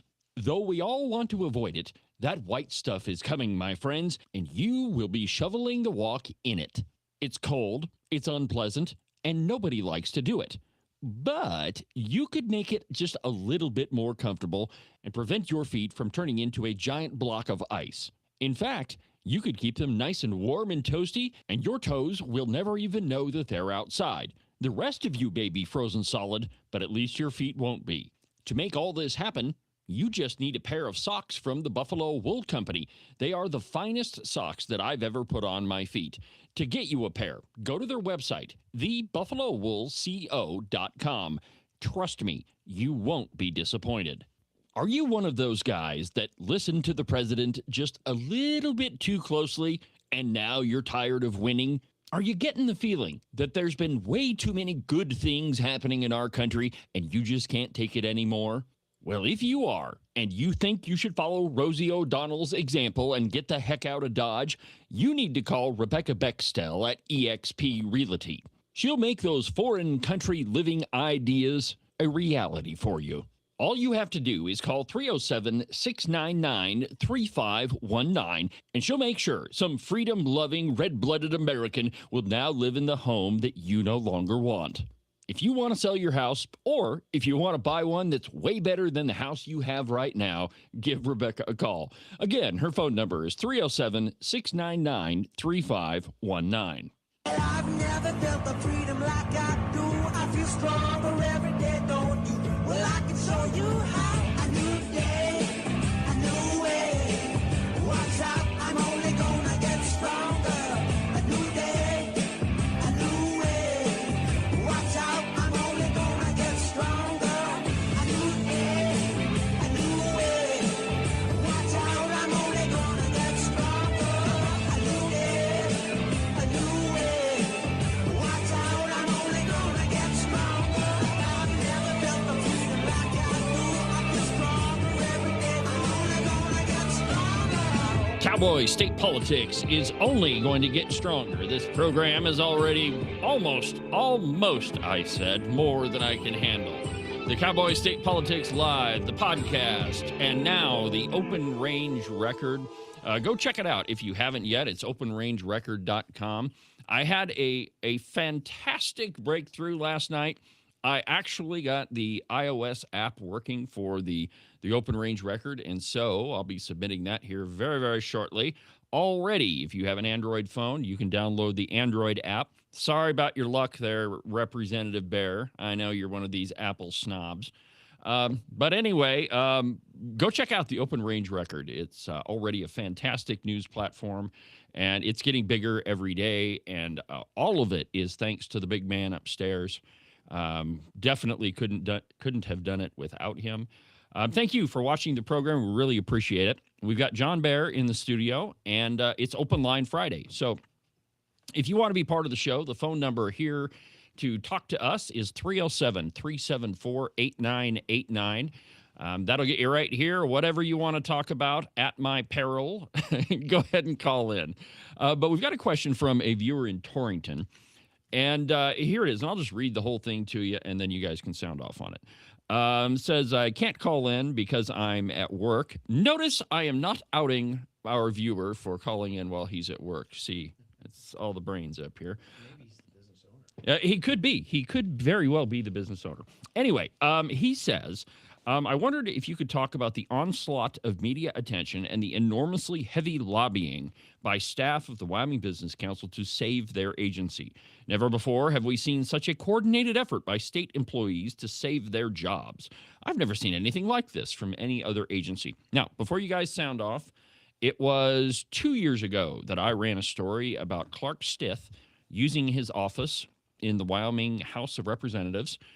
He was the Speaker pro tem at the time, and using it for political purposes, which is strictly prohibited by Wyoming statute. I can't remember what the statute number is, but the little booklet you guys are given when you become a representative, it says right in there, hey, this is unethical and it's against the law. Well, in my opinion, all of the lobbying by the Wyoming Business Council, their listening sessions, their email blasts, they just did let's see here, what did they call it? An open mic discussion to discuss the future of dismantling the Wyoming Business Council. All of it is paid for by you and me. So I'll open it up. Go ahead, John. Well, we've certainly never seen an agency have watch parties for their budget session where they're presenting their budget to the Joint Appropriations Committee.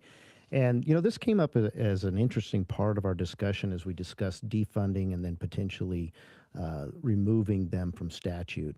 So one of the Democrats on the committee said, we don't know that we have all the accounts as we're doing this. We're really hurrying through this. And I asked our staff, is it possible that there are accounts that an agency created without legislative approval? And our staff said, yeah, it's actually happened before. And frankly, I was shocked. So when we actually got into working the bill, I said, I'm shocked. And, if you ever had an agency that might be going rogue, it's the one that's having watch parties. Yeah. And so I said, you know what? I think as we shut this down, we should have a forensic audit. That made heads spin. Oh, yeah. So what is there that is necessary to hide? But I will say this, this has probably been a gravy train for somebody somewhere along the way. And that has a lot to do with this immediate attention, I believe, because nobody's ever threatened to take away this gravy train until now. And so I think that's what we're seeing. Well, I think that you guys definitely took them by surprise. But it is the way that if you're a state employee, a state agency, the way that you lobby for your job is you go to committees and you sit in front of you guys and say, hey, look, fellas, we're doing a fantastic job. When I challenged Josh about, do you think it's ethical to use these funds? He said, basically his answer was, that is my job, is to be able to advocate for what we do. Well, he certainly did a good job of advocating at these watch parties. Well, he should. He's very well paid. Hit it. Josh, do you think that one of the problems of the committee is they don't understand the infrastructure problem that we have? And basically the private sector doesn't have to put in the infrastructure because they can go to other states. And I think when listening to them today almost made me think of them as Neanderthals, because they're thinking that somebody's going to bring in this infrastructure and pay for this infrastructure and make it happen. And I think that's what we need to do, is provide the infrastructure so they have the opportunity to come in at the same cost here as they do in New York. All right. So that is a board member. Pivot, who happens to be Yeah, enough of him. The rest of that soundbite is Josh Durrell saying, yeah, this is one of my board members. So, John, are you guys a bunch of knuckle draggers? We must be in some people's in some people's minds. But I'll remind your listeners that earlier we spoke about what Josh Durrell said would take to be competitive with New York, and that's $1 billion. So we as a state don't have the resources to compete with New York. So should we even try?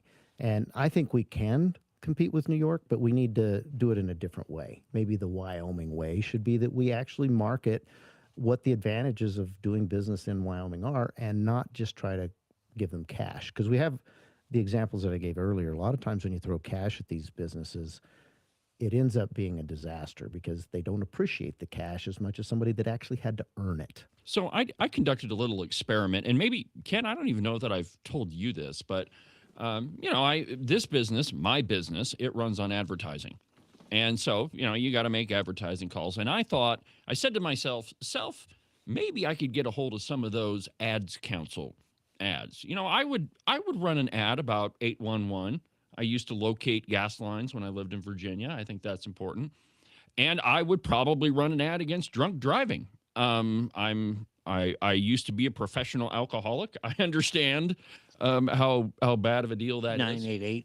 Yeah, the 988 hotline, I might advertise for that. You know what I was told? We've already allocated all of our funding through 2027. So let me tell you where that funding went. most of it went to their favorite media outlets, not Cowboy state politics. But there's one big media outlet. You see that stuff, their ads all over just about on every page. What I'm getting at here is that we as a state, the Wyoming Business Council, the Ads Council, a lot of these government agencies, they specifically pick out businesses that they want to support. That's not government's job.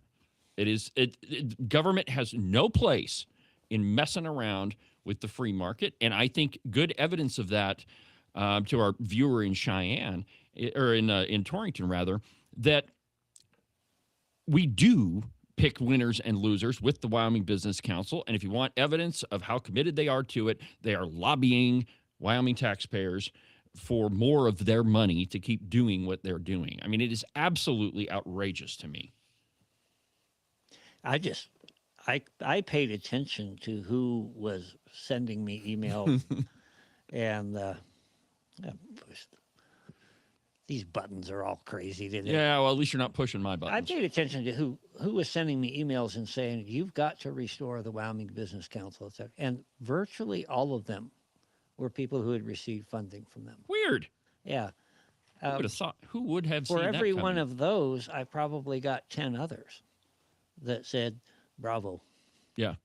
You know, and you brought up, and this one isn't directly related to the Wyoming Business Council, but there's a guy in Buffalo that owns a gym, and he sunk his last cent into buying equipment for his private gym. And then the city comes along and they say, well, we're going to pass this tax and we're going to give a bunch of money to the YMCA and so that they can have a world-class gym. And I mean, he was very vocal. He came on my program and said, well, why do I have to compete with government? And that's where we're at, ladies and gentlemen. My taxes are being used against me. Yes, that's exactly what he said. Like, you force me to pay taxes, and then you give it to my competitor. And that is happening all across the state. There's an example right here in Sheridan that I probably should mention. There is a particular metals manufacturing company that has received a couple of different gifts from the Wyoming Business Council. I like how you put that, gift. Grants, yeah, of your money. And I brought it up in committee. I said, you know, there were 2 or 3 other businesses that I can think of. What did you do with them? And Josh just said, well, have them send me an application and we'll see what we can do there. So later in challenging him, I asked, is we just going to send a check to everybody? And he was adamant. He says, we don't send checks to anybody. We're very, very particular about who we send money to. So picking winners and losers, that's what they do. And if the money goes for the community to build up the infrastructure so they can move into business, that's money that business doesn't have to spend to come in there. It's the same thing. It goes in one hand, out the other hand. All right, so here's another. Oh, go ahead, John, before I continue. You know, one of the things that we heard repeatedly from our big government colleagues on the Joint Appropriations Committee was that businesses won't survive without state involvement. Yeah. It shouldn't survive. And, yeah, I think Agent 29 made some statements in that regard that that's not appropriate, that's not correct. And, you know, I believe that you really weaken businesses when they both depend on corporate welfare or believe that that's the only way they can survive. You don't get that we're going to watch our pennies and really provide good service that you would get from a typical entrepreneur, which I think is represented by the 10 people that would have been contacting Ken versus the one or, right, you know, for every one that had received money. But I will tell you, I have had communications from people who have received grants from the Wyoming Business Council and believe that it does need to be reformed. They see the flaws in what's happening. And so it's not just the people who didn't receive money. It's also some of the ones that did that see that this isn't working well. I wanted to throw out one other parallel to that where you accurately described it. We kind of hamper businesses by pampering them, I guess you would say. Hamper by pamper. Yeah. There you go. I think the same thing has happened to the University of Wyoming. And I'm going to compare 2 land grant universities. One is CSU, one's Laramie. They're in very similar situations. They have similar budgets, about the same. And yet Wyoming vastly spends more money supporting the University of Wyoming than CSU. CSU has gotten tougher and better and a little leaner and meaner by having to compete more and not having money just handed to them. And we have actually hurt the University of Wyoming by not forcing them to go out and improve themselves. And I would say one example of that is the engineering department. And John, maybe you may or may not want to touch on any of that, but that is also a part of the land grant university. And they've been trying to accomplish a tier 1 status for some time, and that hasn't been happening. Yeah, we spend about $10 million a year trying to achieve this tier 1 status, and we've made very little headway. So how many years have we been spending $10 million? Over 10 years. Oh, wow. And, it recently made the news that they fired the dean of engineering because he wasn't, the auspice was that he wasn't making enough headway in this regard. And it pulled in questions about the president and his significant other and what was happening with financing within the Department of Engineering. They ended up firing that dean, and now that dean has sued the university to get his job back. Not for financial reasons, but to get his job back. So they're looking at being tied up in the courts for a couple of years. They can't even hire a dean because the next dean is going to be wondering, well, if I go to work for these guys, am I going to lose my job if this guy wins his court case? Yeah. So they're kind of in a holding pattern for the next couple of years, and yet they've still asked us for $10 million a year to try to improve. And granted, where we're at right now on this tier 1 level, we're somewhere in the low 50s, like 58, 57, somewhere in there. And that's about 2 positions from when we started 10 years ago. So those numbers may not be exactly right, but that gives you a perspective of where we're at on achieving tier 1 status. Okay, so this is not necessarily related to the university, but I have been meaning to do this every time you've been on the show, and I forget every single time, but I think it's appropriate here that when you first came into the legislature, you tried to get a rule put in to that if you're going to increase the budget, you have to find a place to cut the budget. Offsets. Offsets, right? Pay to play, whatever you want to put it. In Congress, they call it pay go. Remember, everybody remembers the famous soundbite from Nancy Pelosi: "Pay as you go, no new spending." Of course, she was lying. And so this one of the most famous sound bites on this program, Bill Henderson, came in response to John Baer saying, "Hey, we need to have some offsets." Here's what happened. Oh, I think you got to stop and take a look at what you're doing here. I speak against this because it kind of reminds me of that fairy tale, Cinderella. Now, the irony is, and that the fairy tale is that business is created by government. And the truth is that it is government that prevents business from prospering. Now, let me just give you a personal example here. When I came up with the idea of the open range record, it was honestly, we were driving around and I'm like, we need a media company that actually tells writes the news. And so I pitched the idea to a friend of mine, and I was kind of shut down. And I completely understand because I didn't have anything to show my friend. And so then I went home and I worked on it a little bit. And I got kind of a working example going on. And so that I went back and I went and tried to find some more funding, because if you don't have cash to build a business, you got to find it somewhere. And I'm not going to go ask Josh Durrell for a loan. Who knows? I may have gotten $20 million from him. Anyway, so I had the working model. More likely a grant than a loan. Yeah, more likely a grant. And so I had some interest. Well, the person that I went to, she got angry at a program I did. And so that funding evaporated. So what did I have to do? I went back and I worked on it some more. And I worked harder and harder and harder. And then I went back to some more people and said, "Hey, look what I've built." And then finally they bid on it.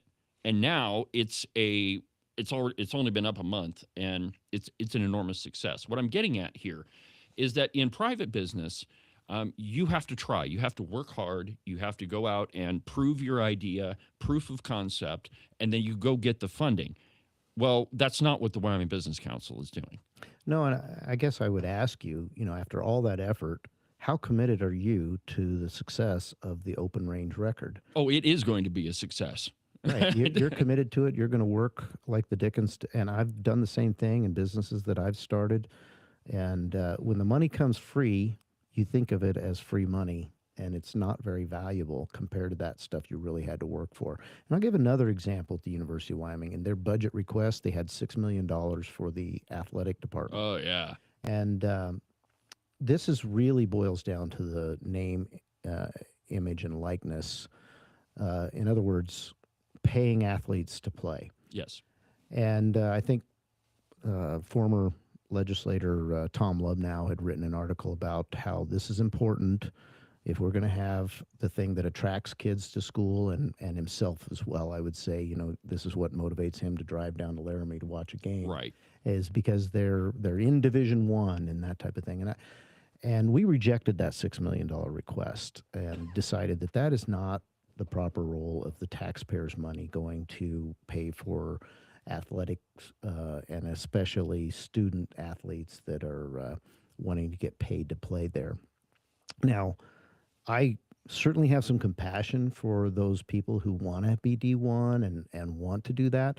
And I would say they've got almost $1 billion endowment there, and they will receive your check if you want to help the university stay D1 and do the pay to play for the student athletes. But I think it's out of line for you to ask your neighbors to pay on your behalf. I think there's another example that begs to be brought up, and that's Wyoming Public Radio. David, you just described how hard you were working, and you're just getting started. Yeah. But in order to be successful, you're going to have a good product. You're going to have to be innovative. You're going to have good equipment, those things. You're going to have to find a producer that can actually hit the right button at the right time. Yeah, I really wish I don't had know where one you're of going to those. find that. But you sink or swim based on your performance.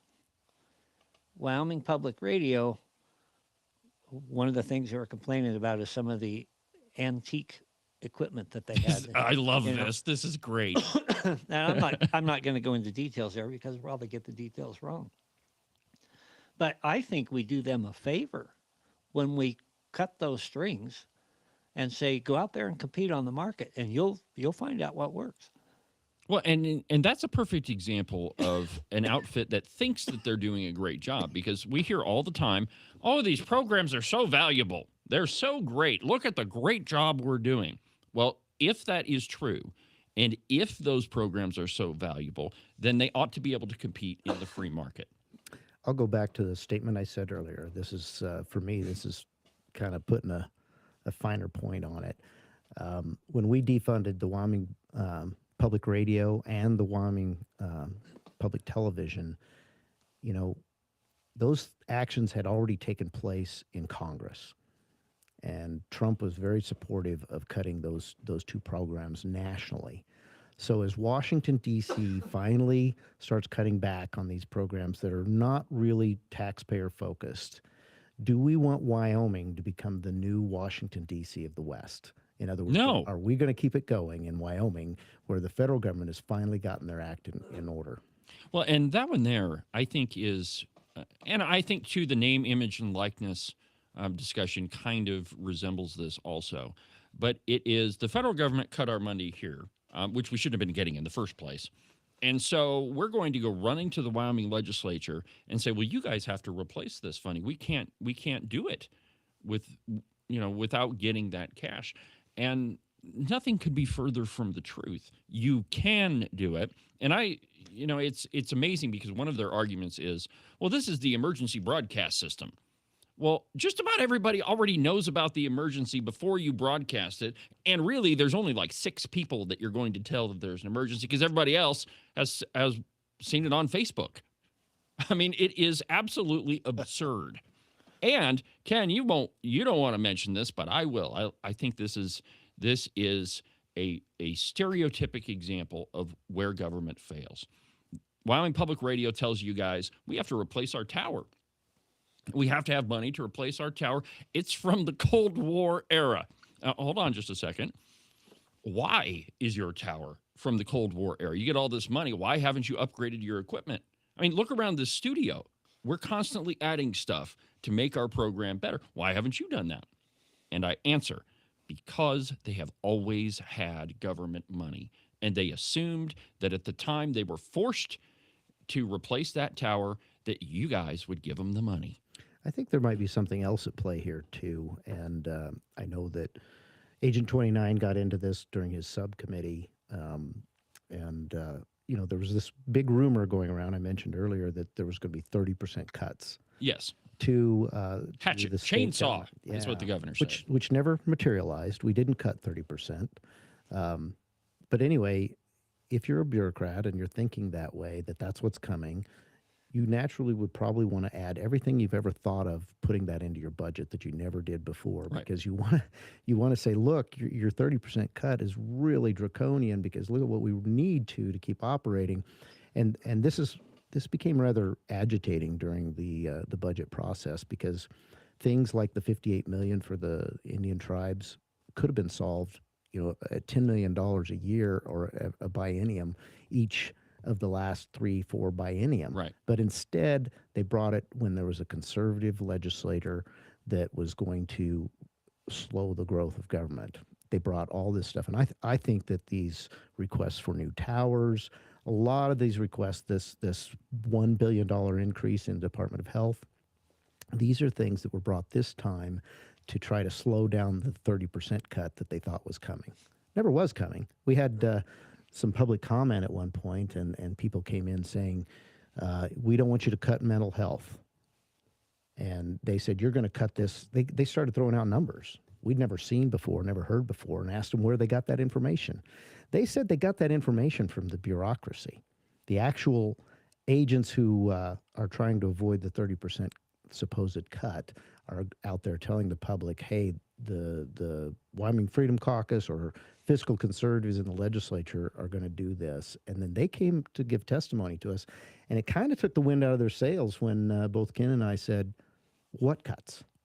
We didn't cut. We had no What are you intention of talking cutting about? mental health coverage that we've had in the past. We hadn't even privately sat down and said, this is our goal. I mean, we had some ideas, but it kind of shocked me when they came out with that idea. We know that you're planning to do this. That's funny. We don't. Okay, guys. Last topic, and we've got, 8 minutes or so left. But both of you have been on several different committees. Now you're on appropriations. No doubt the most influential committee in the legislature. And we've talked a lot about, government agencies lobbying to save their jobs, and which, frankly, I think they ought to be prosecuted. But anyway, I want you to talk just for a couple of minutes about how important it is for people to come and testify. I mean, obviously, there's a lot of stuff that, the media has been blasting about the Wyoming Business Council and public radio and the university and all this. Talk to me about how important it is for people to come before your committees and testify, and add on top of it how they can do that. Well, it is important, but I'm going to take a little bit of a different perspective, because the legislature, much like many of our government agencies, local governments, they have their meetings during working hours. Yes. And the legislature definitely has our meetings during working hours. And so I've tried to look at it this year. It was part of my opening speech on our budget markup that we get elected to represent those people. And that's why when we do have testimony, if a legislator comes in, they represent 10 to 20,000 people. And we want to hear from them because they're representing those people. And I think, before we say that everybody needs to come down, we want them to come down. But before we say that they need to come down, we need to understand that even though we're hearing day in and day out from the bureaucracy and the big government Republicans and the Democrats that, that we also need to remember what we heard back home when we got elected. And we are representing those taxpayers. We are representing those mom and dads and those business owners that sent us down to Cheyenne. And even though we hear day in and day out from, again, those big government Republicans, the Democrats and the bureaucrats, or the deep state, if you will, we're still remembering. And for the first time, we're drafting a budget that is based on a perspective of protecting the taxpayer. And so, yeah, we need to have government. We need to have people come and testify. It's great to have them come, and they can do it online now. And we're trying to be as accommodating as we can, but we're not changing the schedule to where we're doing it of an evening when they're free. That would really be accommodating. And Well, I don't know that you could really do that. anything's possible if it was really a high priority. But we may have the majority in the House, but we still don't have all of the legislature to make those kind of changes. Right. John, that's a great point. And you and I both at various times stood up and said, my job is not to represent these agencies or to represent the legislature. My job is to represent the people that sent me here and have their voice injected into this. And I get the impression in watching so many of these committee meetings that many, many legislators have forgotten that.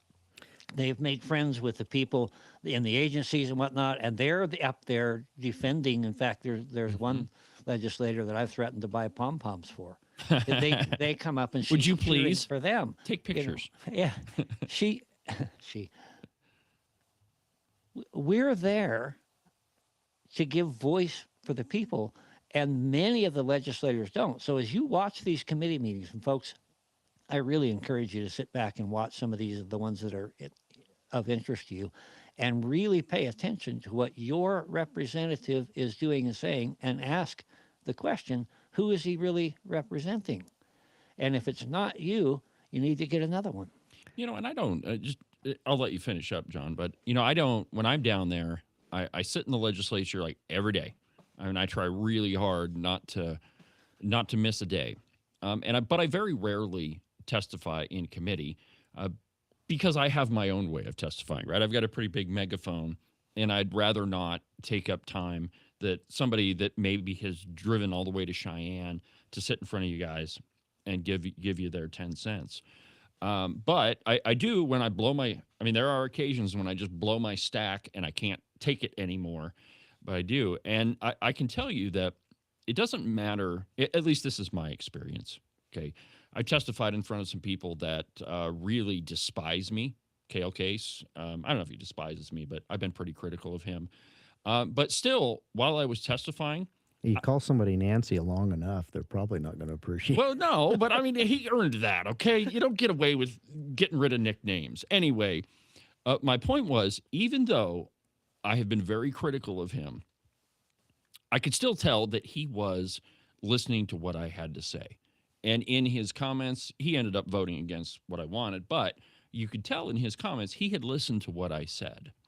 And so, I mean, I can't understate how important it is to participate in your government. Yeah, well, and there are those people who can be influenced like that, who have forgotten about the voices back home, and if they hear those voices, it could very well change their vote. I think that's important. Last year this subject came up during our debate on the supplemental budget, and I wrote an op-ed that drew a lot of attention. In fact, I was threatened with censure over it. Yeah, they didn't like that very much. No, the op-ed was headlined, "There are government lobbyists on the floor of the House." And by that, I meant that there were people lobbying for more and more government, thus the term big government Republicans. And they took offense at that, but I'm hoping that it opens their eyes. I really hope it opens the public's eye that, what's happening down in Cheyenne is important. We don't want this to become the Washington, D.C. of the West. Well said. My favorite sandwich in grade school. Oh, Lord. You'll think That's enough of that. That's enough of that. Well, John, I appreciate you taking the time to visit with us in the studio. I think we had a great program. If anybody wants to get a hold of you, how do they do that? So they can call my cell phone number. It's 307-670-1130, 670-1130. Or you can reach me with my WyoLedge email. That's john.bear@wyoledge.gov. And I'm on Facebook quite a bit, so you can reach me there at John Bear for House District 31, or just John Bear. Either one of those is a good way to catch me. All right, John, appreciate it. That'll do it for today's installment of the broadcast. Have a great weekend. Don't forget about Weekend Update tomorrow from the base of the Bighorn. Mr. President. That's not how we end the show, Ken. No, it isn't, but that button's right beside the one that we do. From the base of the Bighorns, I'm David Iverson, and this is Cowboy State Politics. Have a good weekend, my friends.